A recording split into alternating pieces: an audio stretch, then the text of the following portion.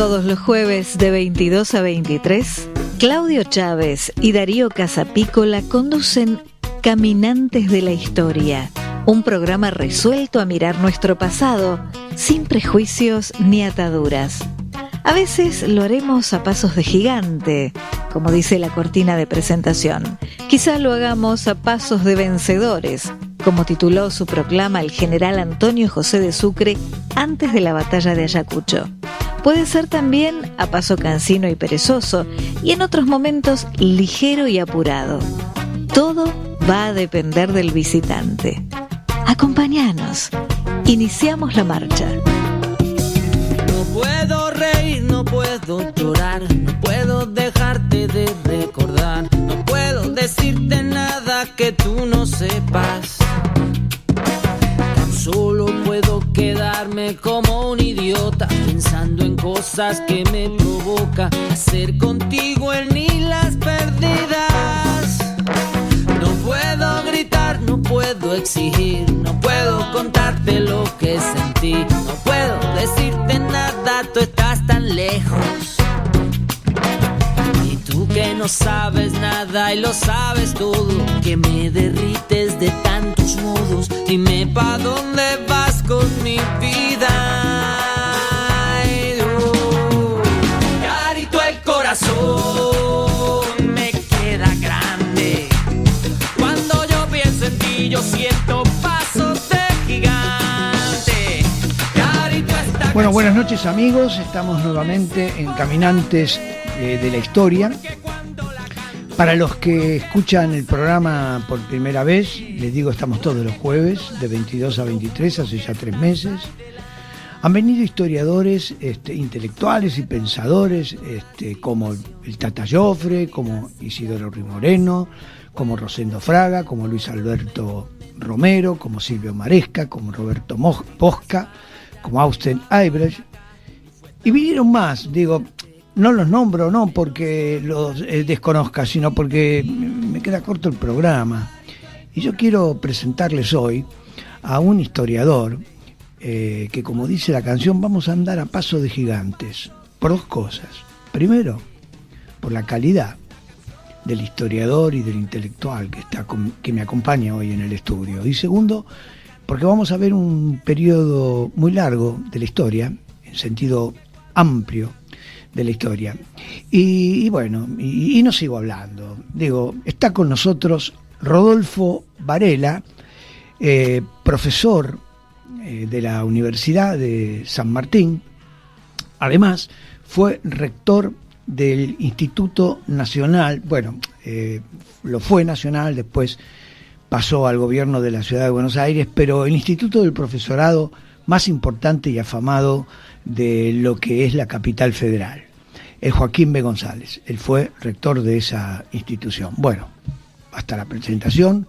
Rodolfo, buenas noches, ¿cómo estás?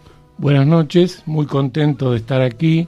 Un saludo para los oyentes y te agradezco profundamente la invitación. No, para mí es un honor que estés acá, Rodolfo, nos conocemos hace bastante, sabemos de qué se trata la historia, pero quería conversar contigo porque sos un experto en historia contemporánea, pero vos tenés una periodización distinta a la que la historiografía tradicional establece respecto, por ejemplo, de cuándo termina la Edad Moderna y cuándo comienza la Era Contemporánea, que lo sitúa en 1789, fecha a la cual vos le das valor. Sin embargo, vos partís de otra periodización.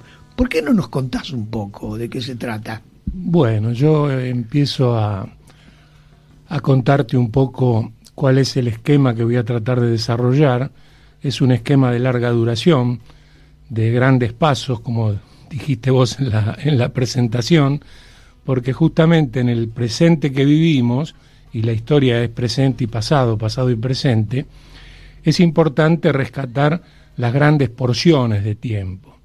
Entonces, yo arranco en este caso con la Paz de Westfalia, que es un ordenamiento diplomático después de la Guerra de los 30 años. Ubícame los años para que la gente... La Paz de Westfalia de 1648, tras la Guerra de los 30 años, una cruenta guerra europea, y allí la diplomacia busca un acuerdo, busca, después de semejante sacudón para la sociedad europea, busca un esquema de equilibrio. Este esquema de equilibrio, en pleno mundo moderno, lo que se entiende por el mundo moderno, perdura prácticamente hasta la Guerra de los 7 Años, es decir, en el siglo XVIII. La Guerra de los 7 Años, 1756-1763, es una guerra donde los europeos pelean entre sí a través de América. Es la época de los imperios coloniales, el imperio inglés, el imperio portugués, el imperio español, y en esta guerra, franceses y españoles, de alguna manera, le ocasionan una derrota a los ingleses. Entonces acá, en esta Guerra de los 7 Años, comienza a resquebrajarse el equilibrio de la paz de Westfalia. Comienza un periodo de lo que yo llamo geopolítica de transición. Es decir, se empieza a modificar el espacio, se empieza a construir con mayor profundidad lo que es el espacio atlántico, es decir, todo esto ocurre en torno del Atlántico, y decimos geopolítica de transición porque todavía perdura lo viejo y empiezan a aparecer cosas nuevas. Definitivamente la transición termina cuando los reyes europeos intentan reajustar los pactos coloniales. Carlos III crea el Virreinato del Río de la Plata en 1776, Jorge de Hannover intenta reajustar el pacto colonial con América del Norte, y en este caso los reajustes van a desembocar en la gran crisis de las revoluciones burguesas. Y acá vamos a la fecha que vos mencionaste, 1789. Tras los sucesivos fracasos de los ministros de Luis XVI, podemos decir que comienza la Revolución Francesa. Y comienza una crisis, una gran crisis, que son las guerras napoleónicas, que tiran abajo definitivamente el equilibrio de la paz de Westfalia. En este caso, volviendo a tu presentación, podemos decir que las guerras napoleónicas son las últimas guerras del mundo moderno y las primeras del mundo contemporáneo. Si nos paramos en Waterloo, tras esa gran crisis revolucionaria... Waterloo, la derrota de Napoleón. La derrota de Napoleón a manos de la coalición liderada por los ingleses. En esa geopolítica de transición, los dos grandes jugadores son franceses e ingleses. Claro. Las coaliciones llevan alianzas circunstanciales y evidentemente Napoleón es derrotado, pero no es derrotada, y esto me parece importante, la Revolución Francesa.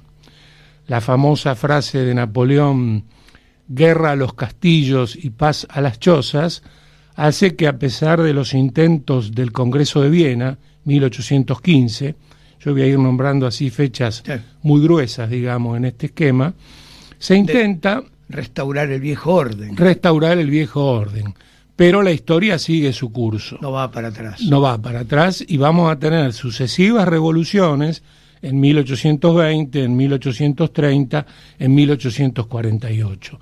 No obstante, el equilibrio europeo, el Congreso de Viena, las tratativas que gestiona Castlereagh, el vizconde que representa al Imperio Británico, dan resultado. Evidentemente se consigue un equilibrio mucho más, vamos a decir, saludable para los europeos que la gran crisis revolucionaria. Hay algo interesante para pensar en 1815. Los hombres que se sentaron a organizar el Congreso de Viena ya tenían el recuerdo terrible de la Revolución Francesa. Los hombres que hicieron la revolución no tenían ese recuerdo terrible. Entonces, justamente, lo que se quería evitar es una recaída revolucionaria. Sin embargo, como yo ya dije, la revolución continuó y el Congreso de Viena, de alguna manera, y en este esquema de larga duración, esta idea del equilibrio europeo va a perdurar con crisis, por supuesto, hasta prácticamente la Primera Guerra Mundial. Sería un ciclo, digamos, garantizado por la Santa Alianza, pero en donde emerge una gran potencia. Resultado de eso, digamos, ¿no? Que es Inglaterra. Estamos bien ahí. Esto es muy claro, hay una hegemonía británica. El concepto de hegemonía en las relaciones internacionales significa que el jugador que define en última instancia qué se hace o qué no se hace es el que ejerce la hegemonía, en este caso Inglaterra. Hay una figura muy, muy interesante para pensar el Congreso de Viena y este ordenamiento, y es la figura del elefante y la ballena, que son los garantes del Congreso de Viena. La ballena son los ingleses, que dominan los mares, y el elefante es la vieja Rusia, la Rusia zarista. Claro. Este ordenamiento va a tambalear después de las revoluciones del 48, y estas revoluciones, que son románticas, populares, tienen una característica: aparece una nueva utopía a competir desde lo ideológico y lo cultural con la vieja utopía liberal, la utopía de Smith, los pensadores liberales del siglo XVIII y XIX, ¿no es cierto? La nueva utopía es el manifiesto comunista, es el pensamiento marxista. Esto como dos andariveles gruesos de lo que va a ser el debate ideológico y cultural de esa segunda mitad del siglo XIX. Y acá la novedad que va a modificar o va a hacer crujir este equilibrio del Congreso de Viena son las potencias en ascenso. El centro de alta presión internacional es Inglaterra, pero hay potencias en ascenso, y una especialmente que es Prusia, ¿cierto? Prusia, con la organización de un fuerte ejército, con una ideología de la Ilustración alemana muy, muy rica, ¿cierto? Y con el Zollverein, es decir, lo que se llama la Escuela Nacional en Economía, la unidad aduanera, desafía ese equilibrio. El adalid de este esquema es Bismarck. Surge lo que en las relaciones internacionales se llama la Realpolitik. Las otras potencias en ascenso son, en América del Norte, los Estados Unidos, que están llevando adelante su guerra de secesión, y también, como ya dije antes, Rusia, que está llevando adelante reformas. Por ejemplo, terminar con la servidumbre. Formalmente, el zar Alejandro termina con la servidumbre. Este esquema que tambalea por el avance de Bismarck, va a tener la guerra como motor. Bismarck gana 3 guerras: la guerra de los ducados, la guerra austro-prusiana, y finalmente derrota a Napoleón III en la batalla de Sedan en 1871. Y hay una nueva potencia. Porque ahí se conforma el imperio alemán. El imperio alemán. Es decir, era, como vos bien decís, Prusia era el eje desde el cual avanzaba este nuevo poder, pero en realidad Prusia sola no quería la unidad alemana, y eso la logra Bismarck. La logra Bismarck, y Bismarck, que es un individuo muy lúcido, muy práctico, muy pragmático. Bismarck nos tenía bronca a nosotros, odiaba a los profesores de historia. Odiaba a los profesores de historia y a los profesores de matemáticas. Eso yo lo he leído en alguna de sus memorias. Ajá. Pero Bismarck hace una jugada muy inteligente para la unidad alemana, y es que juega a que el resto de los países europeos tengan colonias, empiecen a desarrollar el imperialismo. Estamos entrando en la época del imperialismo, y él aísla a Alemania para fortalecerla. Ajá. Bismarck va a salir del poder en 1890. Claro. Y entonces allí Alemania también se lanza a la conquista de colonias, de Asia y África. Toda Europa se reparte Asia y África. Y entonces acá, cuando uno mira los ordenadores económicos y geopolíticos del periodo de la etapa del imperialismo, descrito por Lenin, descrito por Hobson, ¿no es cierto? Descrito desde otro ángulo por Darwin, el positivismo burgués, el evolucionismo, la superioridad del hombre blanco. Todo esto se discute alrededor de 1890, cuando está cambiando el siglo. Se entra en esta etapa del capital monopolista, ya está funcionando la División Internacional del Trabajo desde 1873, y también otra gran novedad, empieza a construirse el espacio pacífico. Me parece importante esto. La fiebre del oro, la llegada de los americanos a California y la revolución Meiji en Japón están indicando que ya el espacio no es atlántico solamente. La geopolítica se juega ya en el Atlántico fundamentalmente, pero también en el Pacífico. Y entonces ahí estamos cambiando de siglo, y los indicadores económicos, lo que se usaba para medir cuál era la potencia más importante, lo que se usaba para medir era la flota, la producción de carbón, la naciente producción de petróleo, acero, ¿no es cierto? Sí. Todos estos indicadores mostraban que los alemanes ya estaban superando a los ingleses, claro. ¿Cierto? No estoy diciendo nada novedoso. Además, quiero agregar a esto que vos decís algo muy importante, porque vos has señalado que ha aparecido un nuevo sistema ideológico que es el marxismo. Y Bismarck, en Alemania, empieza a trabar una relación con el socialismo, con La Salle concretamente, y empieza e irrumpe con una novedad que va a caracterizar al siglo XX, que es el inicio del estado de bienestar, ¿verdad? En Alemania, naturalmente. Exactamente. Bismarck, con mucha lucidez, y evidentemente conocía lo que pensaba Marx. Claro. Marx pensaba que la revolución socialista, la caída de la burguesía, se iba a dar en Alemania. Claro. O en su defecto en Inglaterra, los países altamente desarrollados. Altamente industrializados, claro. Donde el proletariado era más fuerte. Claro. Y entonces las reformas autoritarias, las reformas desde arriba que hace Bismarck, son para muchos el comienzo de los antecedentes del estado de bienestar, como bien vos decís. Claro.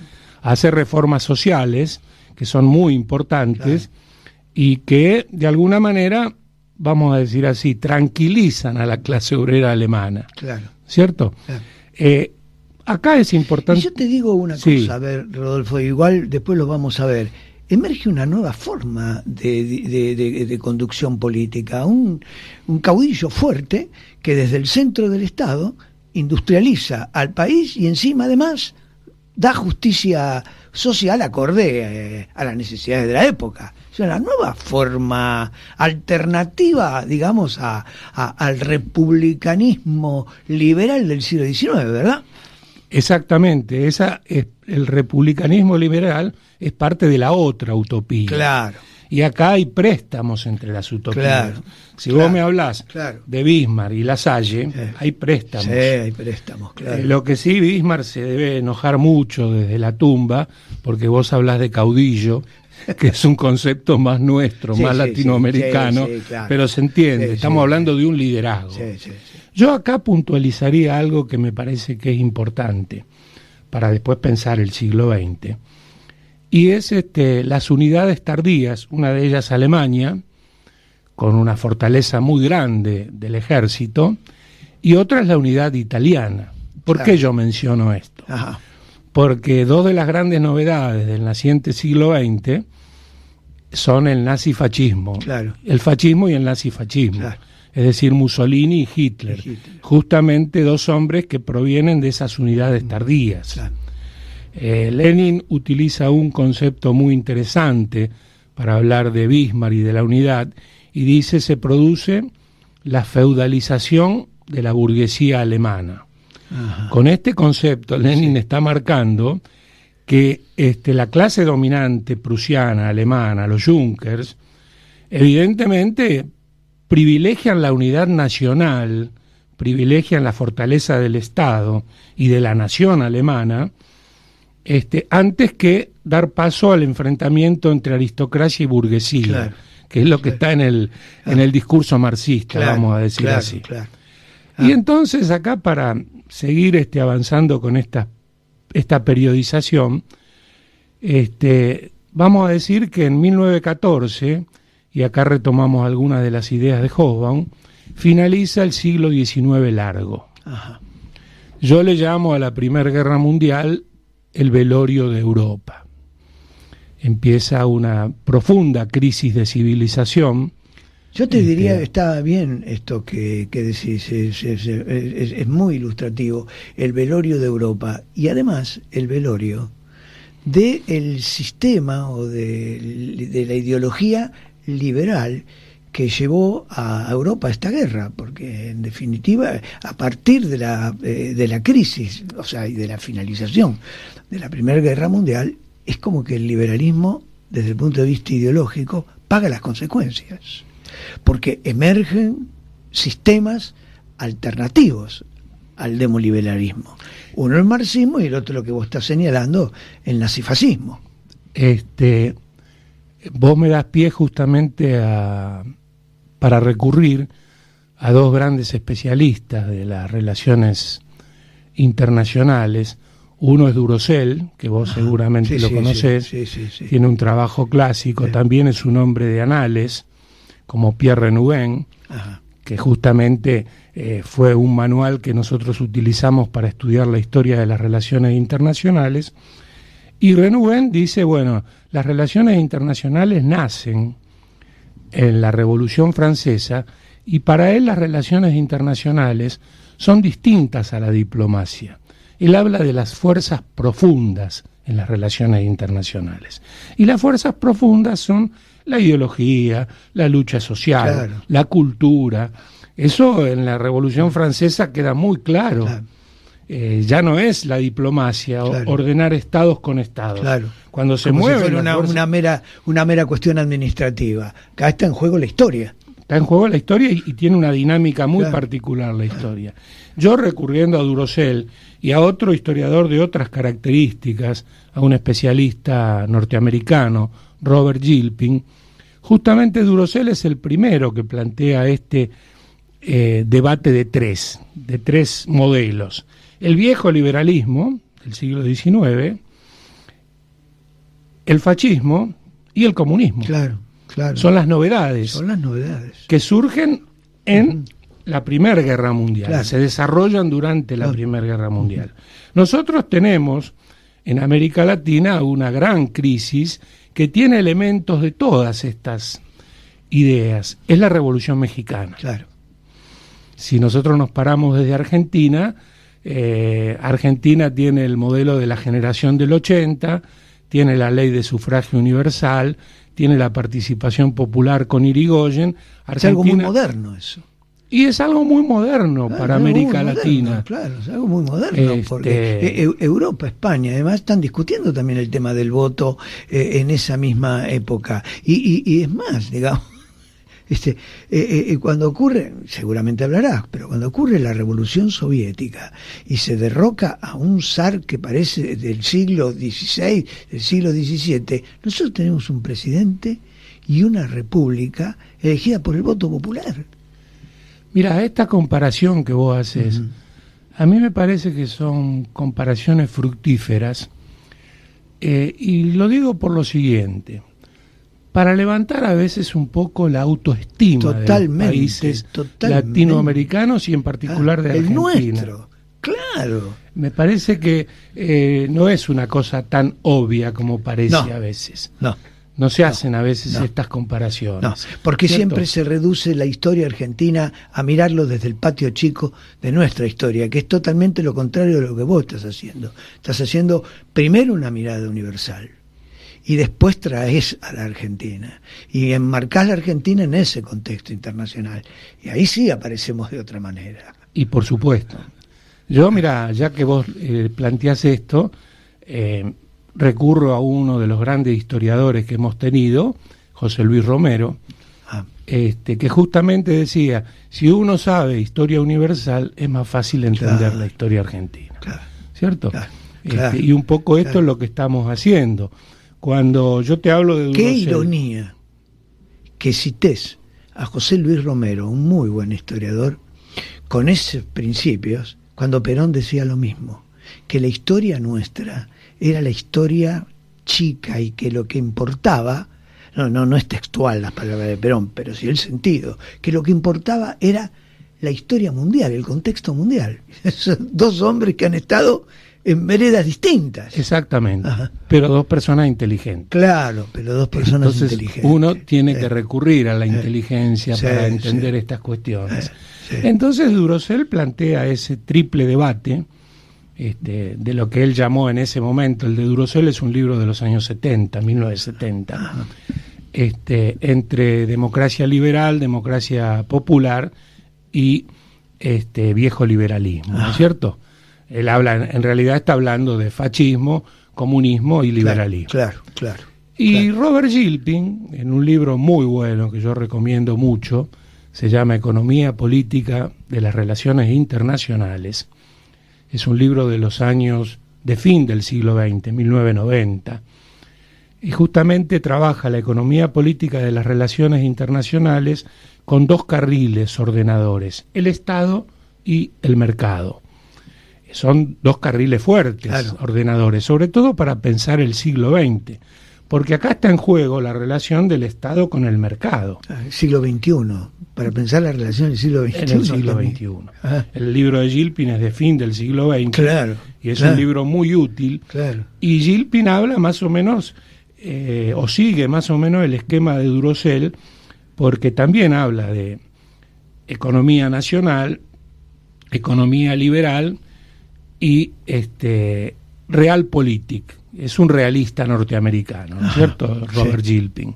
Pero el andarivel es el Estado y el mercado. ¿Cierto? Y después hay otro gran historiador, que es Nolte, que habla de la Guerra Civil Europea. Un texto... texto extraordinario. Un texto que además ha sido discutido por otros historiadores. Y es ahí donde yo quiero hacerte una pregunta.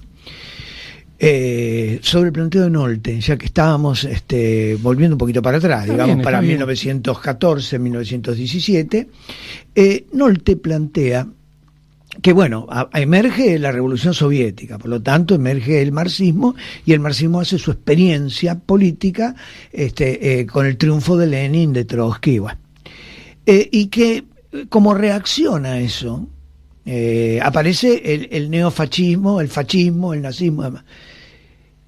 Hay otros historiadores que creen que el fascismo o el nazismo no es una mera reacción al comunismo, sino que es una forma de organización política, social e ideológica que nace al mismo impulso que la soviética, motivada por la crisis del sistema demoliberal, pero que luego se enfrentan, pero que la razón no es fundamental el nacimiento para enfrentar a la otra, sino que responde a causas de crisis interna y que en cada país invoca y construyen la ideología que tiene que ver con su historia o con la fuerza del partido político que la lleva adelante. ¿Cuál es tu opinión, Rodolfo, sobre Mira, esto? Yo sabía que me ibas a preguntar esto.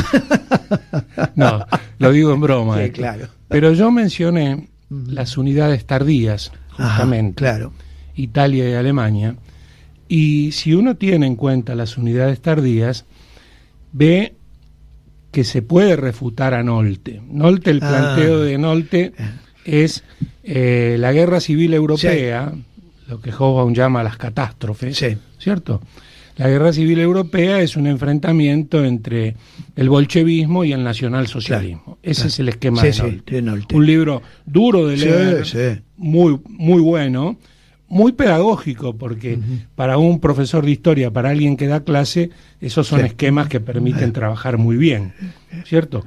Pero, y acá yo voy a hacer un poco más compleja la cosa,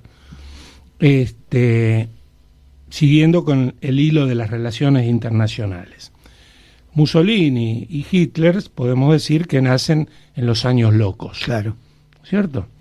Cuando justamente en los años locos, y después de la Gran Guerra, de la Primera Guerra Mundial, 1919, la Paz de Versalles, entramos en un momento de las relaciones internacionales de declinismo, desplazamiento, costo de la hegemonía. Son conceptos que se utilizan para las relaciones internacionales.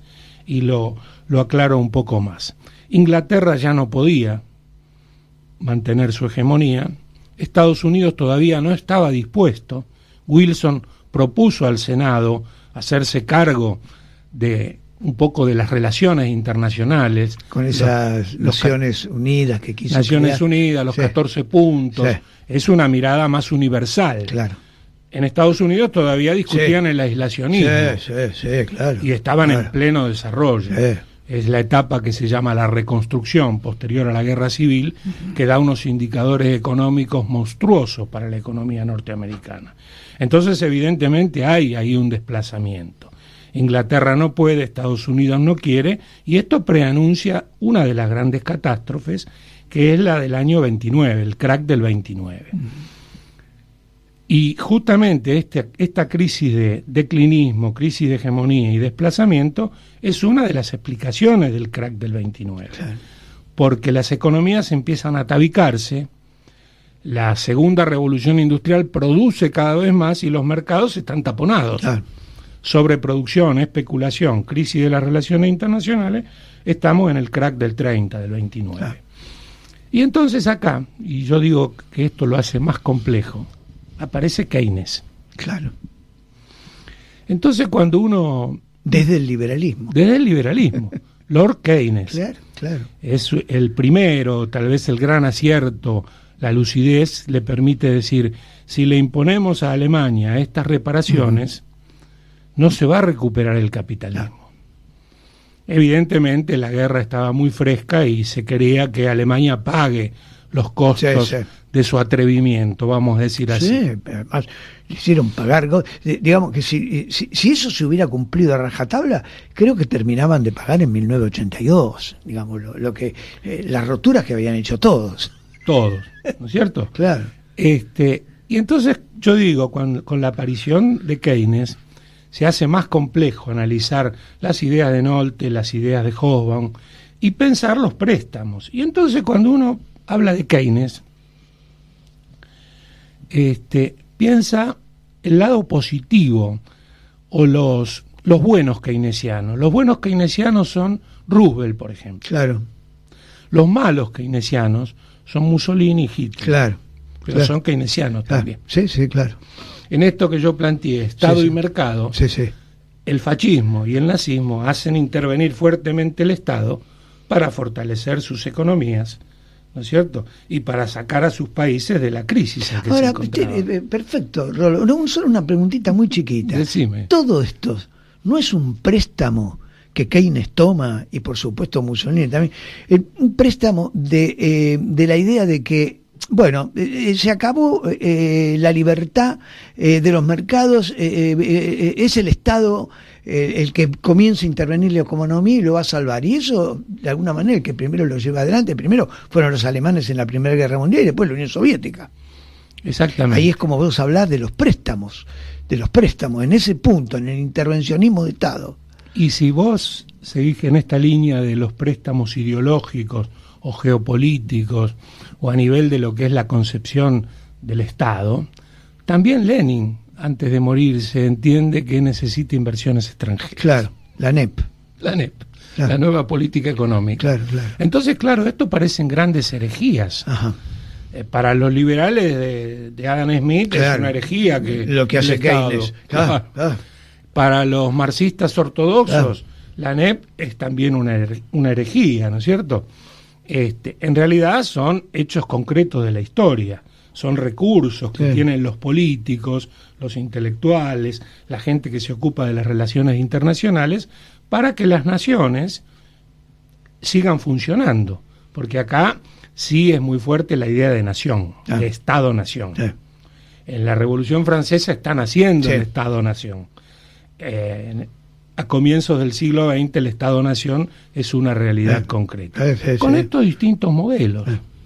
Yo digo keynesianos buenos y keynesianos malos porque, claro, después del 45, después de el final de estas llamadas guerras civiles europeas y después de estas catástrofes, según la idea de Hobsbawm, evidentemente los keynesianos malos son Primo de Rivera, Mussolini, Hitler, ¿no es cierto?, la dictadura portuguesa. Oliveira Salazar. Claro. Esos son los keynesianos malos, pero todos le dieron entidad al Estado. Los keynesianos buenos, insisto, uno, el más importante tal vez, es Roosevelt, por la trascendencia que ya tiene Estados Unidos. Y porque, por la trascendencia, además también por la cultura norteamericana, ha sido la primera república y digamos que Roosevelt ha sido la mayor concesión del sistema republicano liberal al keynesianismo. Es decir, no se abatió en Estados Unidos las estructuras demoliberales, pero eso tiene que ver con la historia norteamericana, con su propia realidad y su propia cultura. Eso es así tal cual, yo coincido plenamente con vos, tal cual vos lo estás diciendo, ¿no es cierto? Y además, el vigor que adquiere Estados Unidos a nivel internacional está construyendo su nueva hegemonía, que va a ser muy clara en la Guerra Fría. ¿Sabés por qué te digo esto de la cultura y de la fuerza de la cultura? Porque yo le hice una nota acá en este programa a un historiador británico que se llama Austen Average, que es uno de los mejores investigadores de la vida del Papa y del Vaticano. Y él señalaba que en la cabeza del Papa, la valoración de la teología del pueblo que el Papa habla es de la cultura, que es algo mucho más fuerte que las ideologías. Y que las ideologías lo que han pretendido es modificar la cultura y la verdad que no han podido. Por eso traigo el caso de Estados Unidos, en donde la cultura norteamericana de 100 y pico de años, donde se constituyeron como república a partir de 1783, eso no fue abatido. Que hay una fortaleza ahí. Coincido totalmente con vos, y este punto de la cultura, y ya que vos mencionaste al Papa, yo lo voy a retomar, si a vos te parece bien, un poquitito más adelante. Sí, por supuesto. Y voy a explicar por qué. Sí. Insisto, coincido con esto que vos estás diciendo, ¿cierto? ¿Por qué lo voy a retomar después? Lo anticipo ahora. Porque justamente la caída del muro de Berlín tiene que ver con el desafío cultural que le presenta el capitalismo norteamericano a la Rusia soviética. Claro. Por eso lo voy a retomar después. Claro, después. Que me parece muy importante a tener en cuenta. Porque si no parece que la geopolítica cambia solamente por una cuestión de el aparato militar, el aparato económico. No, está la dimensión cultural. Y hay autores que trabajan mucho esto, ¿cierto?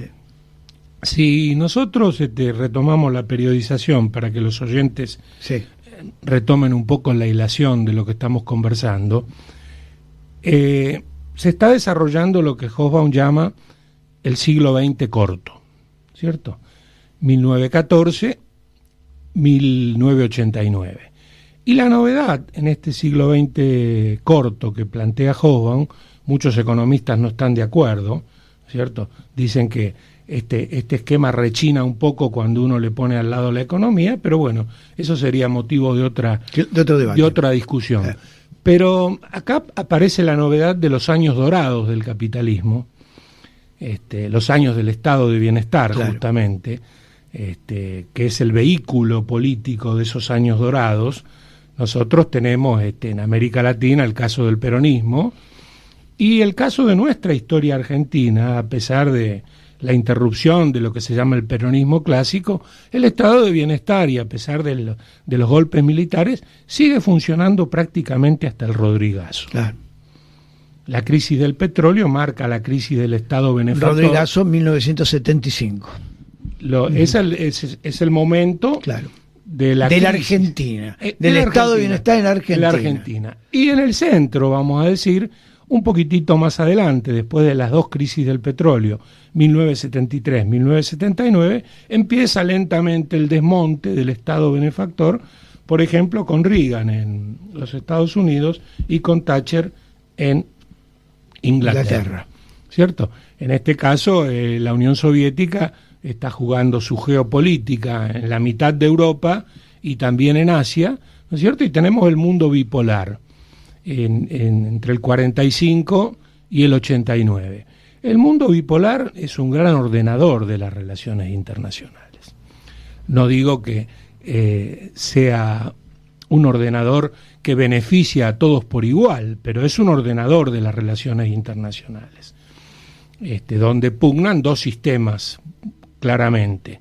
El capitalismo, digamos, o el heredero del viejo capitalismo liberal, que son los Estados Unidos, y la Unión Soviética. Bueno, entonces, ¿sabes qué? Ahora vamos a parar, voy a poner un tema musical que hace mención a este momento, digamos, de auge y de euforia de Estados Unidos. Vamos a poner la voz que representó el establishment norteamericano, que le canta a la ciudad central de Estados Unidos.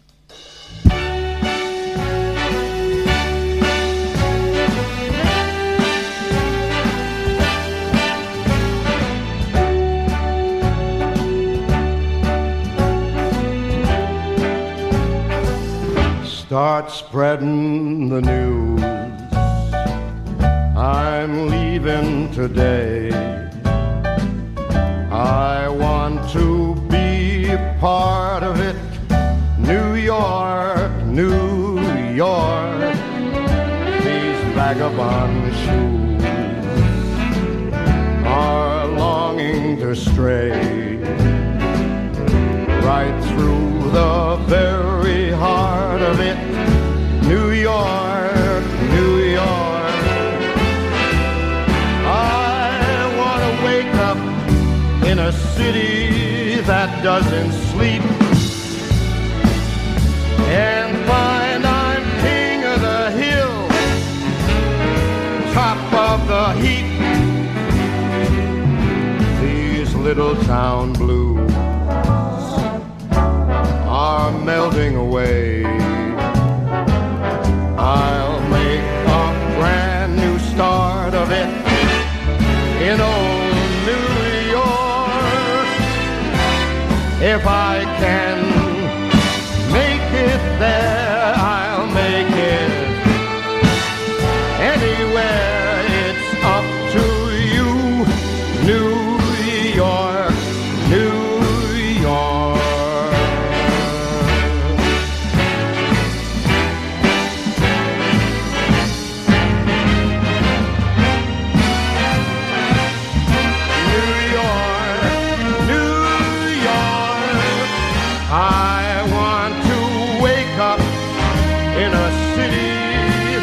Never sleeps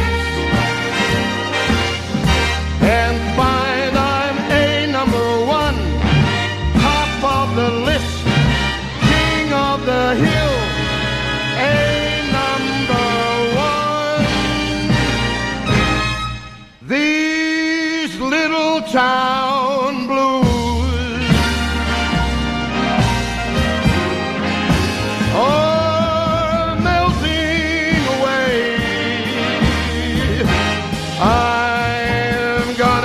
a brand new start of it in old New York.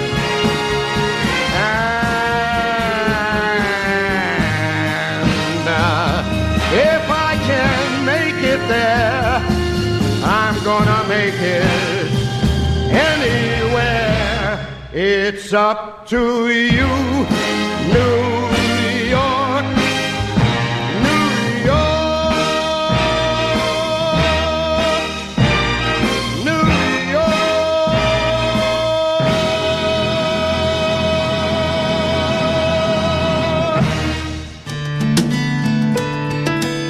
Hasta las 23, Caminantes de la Historia, con Claudio Chávez y Darío Casapícola, por Radio Cultura 97.9. Bueno, acá continuamos con el profesor Rodolfo Varela. Pusimos esta canción de New York, New York, porque daría la sensación que New York se ha transformado, no ahora, no que está en decadencia Estados Unidos, pero se ha transformado en los momentos en los cuales Rodolfo está hablando un poco en la capital de Occidente, ¿verdad? Sí, y que estábamos viendo, ¿no? Yo debo decir que después de escuchar a Sinatra me avergüenzo un poco de mi pobre voz, pero bueno, vamos a tratar de superarlo en el momento. Vos hablaste ahora de decadencia, y a mí me gustaría, por respeto y cariño a los oyentes del programa, me gustaría concluir la periodización que estábamos desarrollando, porque me parece importante. Hemos hecho, creo que vos y yo, y los escuchas también, un esfuerzo de abstracción, porque una cosa es tener la televisión delante, o tener una pantalla, o tener un pizarrón, y otra cosa es escuchar. Claro. Yo creo que es muy importante hacer estos esfuerzos de abstracción, cuando ahora en esto que se llama la revolución de la Internet, ¿no es cierto? Parece que todo está en las pantallas, todo está en los celulares, y creo que es importante teorizar, pensar, analizar, abstraer, ¿no es cierto? Hecha esta pequeña digresión, el siglo de Hobsbawm, el siglo de las catástrofes, Hobsbawm dice, el siglo XX corto empezó con un gemido y terminó con un aullido en 1989. Para Hobsbawm, que es un marxista inglés, evidentemente la caída del muro de Berlín es como un poco que los ladrillos del muro a algunos se le cayeron encima, claro, ¿no es cierto? Claro. Y esto dicho con todo respeto, sí, tomémoslo como un gran historiador, como una ironía, es un gran historiador que nosotros hemos trabajado mucho. Y entonces, claro, sería interesante ver cuál fue el desafío que le plantearon Reagan y Thatcher a la Unión Soviética para generar la glasnost, la perestroika y la caída del muro. Un elemento, vos lo mencionaste, que es la dimensión cultural. Claro. Los jóvenes soviéticos querían ver qué eran las hamburguesas, quiénes eran los Beatles, y estas son dimensiones culturales, profundamente culturales. Gin, la cerveza, el vaquero, rock. Claro, exactamente.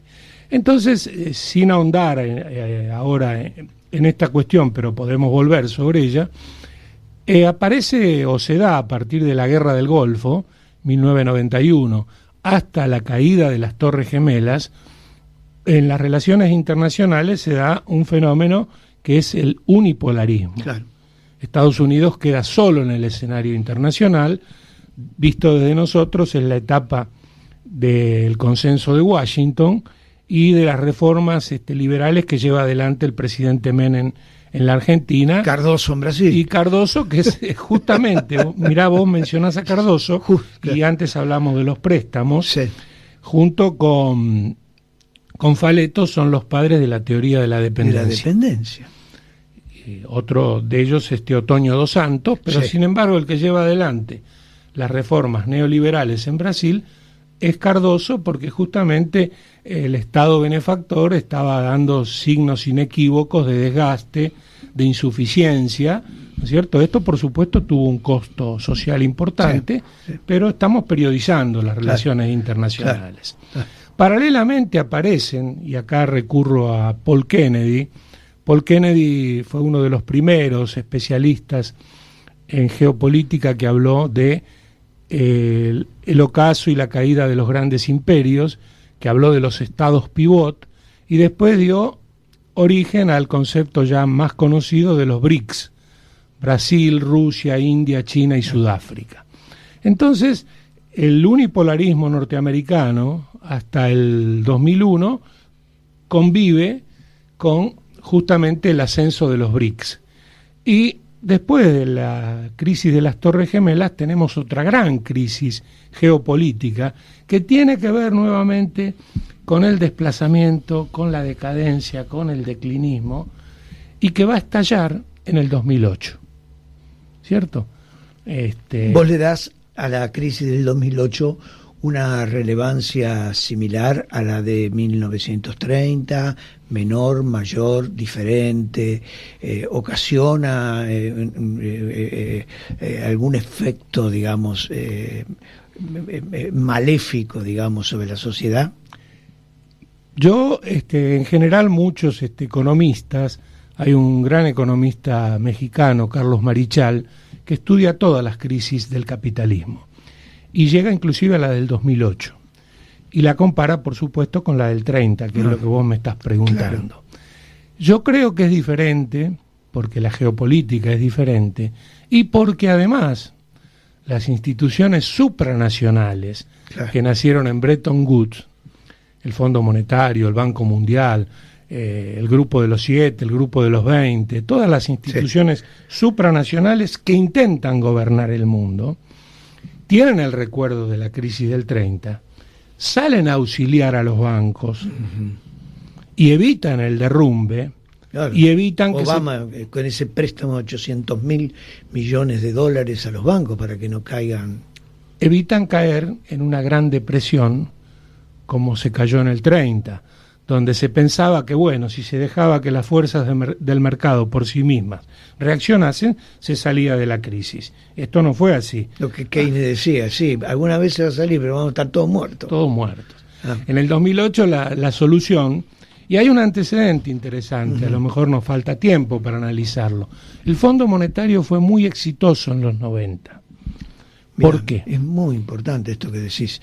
¿Por qué digo yo? A la luz de lo que está ocurriendo en este año electoral en la Argentina. ¿Por qué digo que fue muy exitoso?